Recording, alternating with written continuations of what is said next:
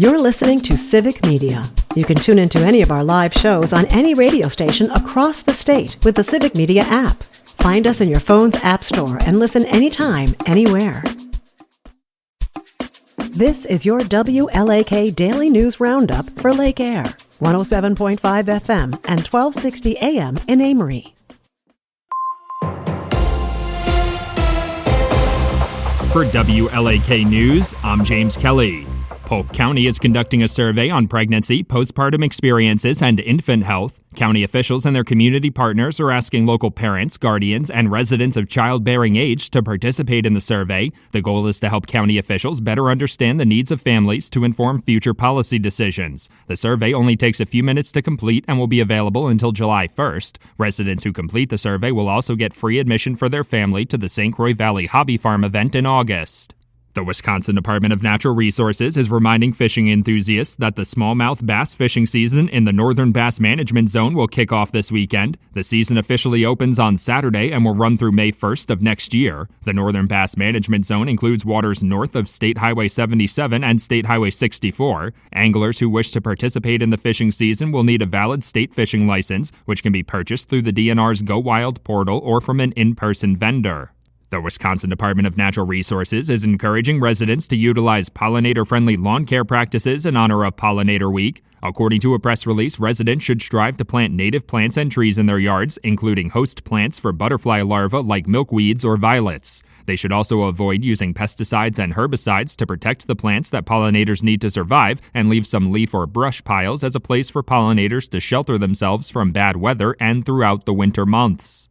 A New Auburn man accused of pointing a shotgun at his wife, neighbor, and Barron County law enforcement authorities has been sentenced to prison. 60-year-old Joseph Pushek was arrested in October following the incident, which saw a response from the Barron-Rusk Emergency Response Team and Eau Claire Regional SWAT Team. Pushek also rammed his pickup truck into an armored law enforcement vehicle while attempting to flee the area. He was sentenced to 9 months in prison and 4 years of probation after reaching a plea deal in March.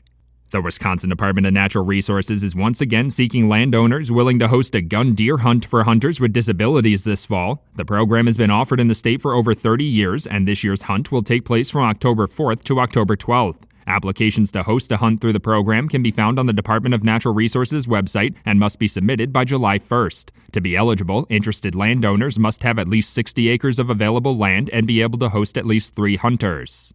The Wisconsin Department of Public Instruction has launched a new resource aimed at highlighting the impact of community learning centers. The new interactive tool shows nearly 170 community learning centers across the state that offer social, academic, and creative enrichment opportunities. The tool also features data showing improved attendance, increased engagement in classes, and better grades for students who utilize the community learning centers, as well as information on proposed changes to critical federal funding for the programs.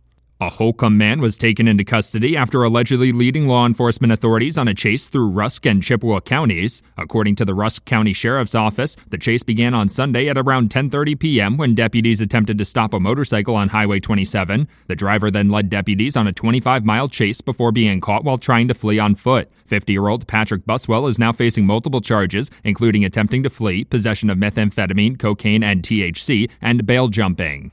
The Douglas County Sheriff's Office is reminding residents that just because they may be able to purchase marijuana legally in neighboring states, it doesn't mean they can bring it back to Wisconsin. In a social media post last week, the Douglas County Sheriff's Office announced the recovery of nearly 12 pounds of marijuana that appeared to be commercially packaged. The post also noted that nearly 12 pounds is an abnormal amount of marijuana to be in possession of and would likely qualify as intent to deliver when criminal charges are filed.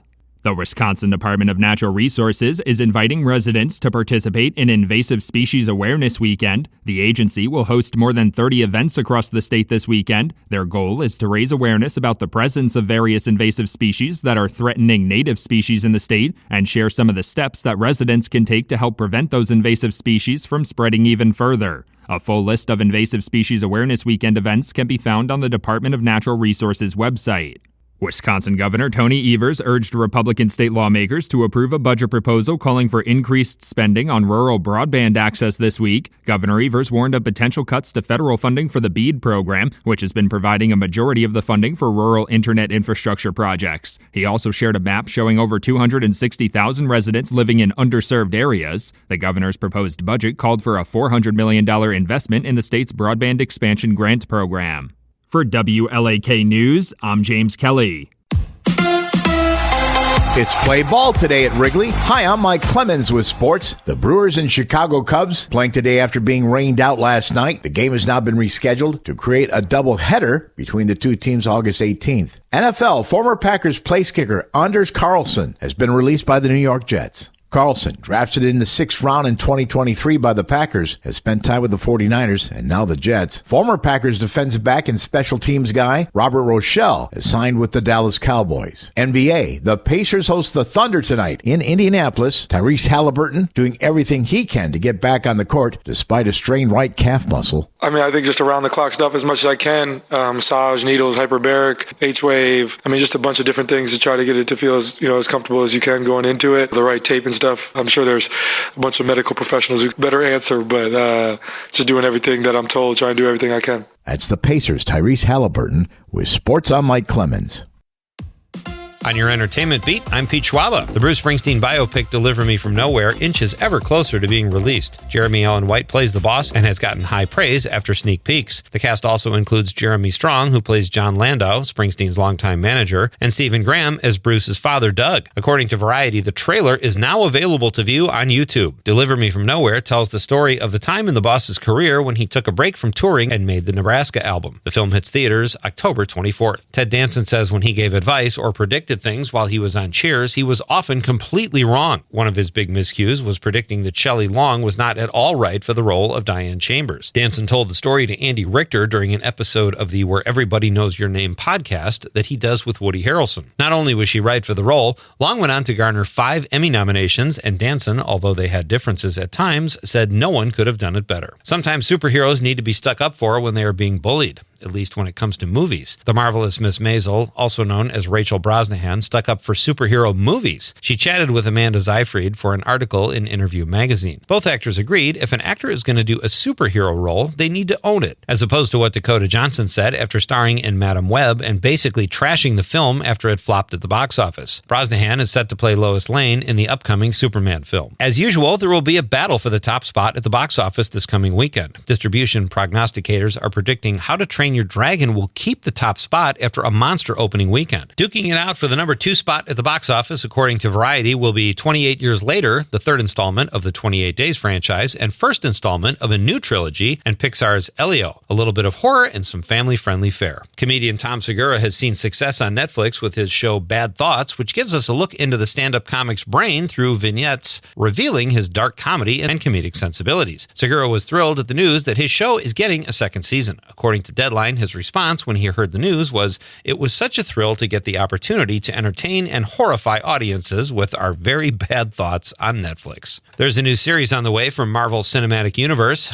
Dominique Thorne revises her role Ironheart from Black Panther Wakanda Forever. Thorne and her co-star Alex Ramos were on the Today Show discussing the new venture, and they appear to have the full backing of MCU hero Iron Man Robert Downey Jr., who appeared by video call from the set of Avengers Doomsday, where he is playing Dr. Doom. The first 3 episodes of Ironheart will be available to stream on Disney Plus June 24th. For more showbiz fun, tune into Nightlight with me, Pete Schwaba, weeknights from 6 to 8 p.m. on the Civic Media Radio Network. I'm meteorologist Brandon Bormans. Mostly sunny and warm today with a high of 83. For tonight, scattered showers and thunderstorms developing, lows in the mid-60s. We'll keep a few showers and thunderstorms around during the first half of the day on Friday, highs in the mid-80s. Currently, it's 62.